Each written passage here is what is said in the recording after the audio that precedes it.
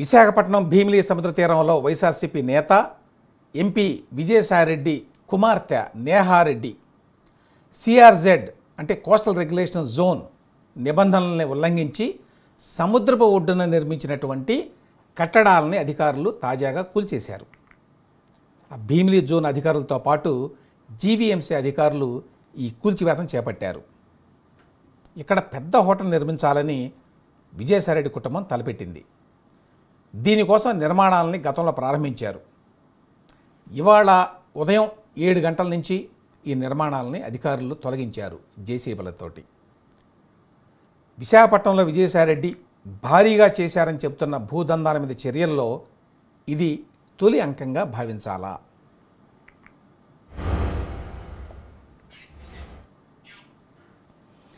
వైఎస్ఆర్సీపీ అధికారంలో ఉన్నప్పుడు ఆ పార్టీ ముఖ్య నాయకులు విశాఖ కేంద్రంగా పెద్ద ఎత్తున భూదందా నిర్వహించారు.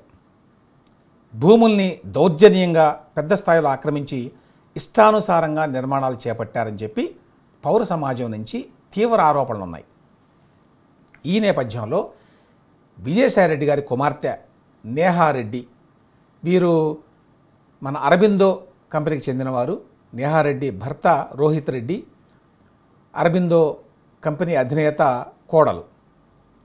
ఈ నేహారెడ్డి గారి పేరున ఇక్కడ హోటల్ నిర్మాణం మొదలైంది.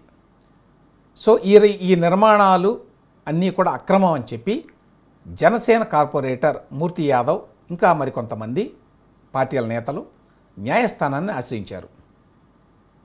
భీమిలి సర్వే నెంబరు 1516, 1517, 1519, 1523లో ఉన్నాయి. ఈ స్థలం అంతా అక్కడ ఉన్నది. ఇది సిఆర్జెడ్ పరిధిలోకి వస్తుంది. అక్కడ నిర్మాణాలు చేయకూడదు. అయినా కూడా కాంక్రీట్ నిర్మాణాలు చేశారని చెప్పి పిటిషన్లో వాళ్ళు పేర్కొన్నారు. సో నిషిద్ధ ప్రాంతంలో నిర్మాణాలు చేశారు. ఎందుకంటే అప్పట్లో విజయసాయిరెడ్డి గారు విశాఖపట్నానికి అన్క్రౌన్డ్ కింగ్గా ఉన్నాడు. ఆయన మాటకి ఎదురులేదు ఆ రోజుల్లో.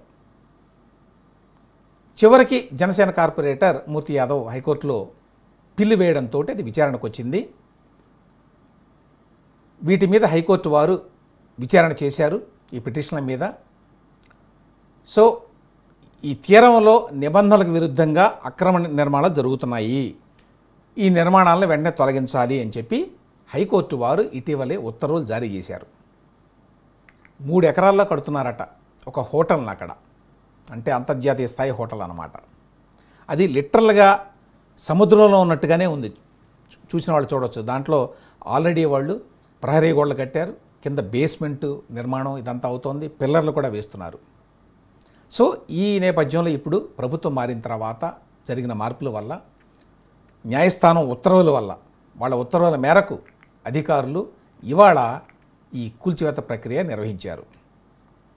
ఇక ఇప్పుడు విశాఖలో జరిగినటువంటి మిగిలిన భూదందాలను కూడా వెలికి తీయాలని, రాజకీయ అండతో నిర్మించినటువంటి అక్రమ కట్టడాలను కూడా తొలగించాలని విశాఖపట్నం వాసుల కోరిక.